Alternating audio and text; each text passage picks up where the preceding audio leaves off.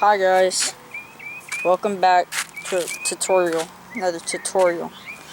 Today I'll be making a tutorial on how to throw a baseball. So what you want to do is just get yourself a baseball that you find at a random park like I did.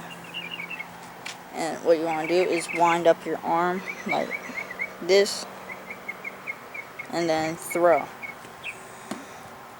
See, I'm throwing with my left arm, so that means I won't throw as good.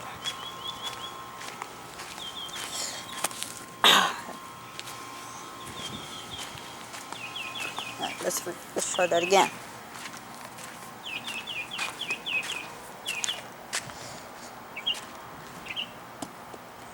Alright, well, that's how you throw a baseball. Bye guys.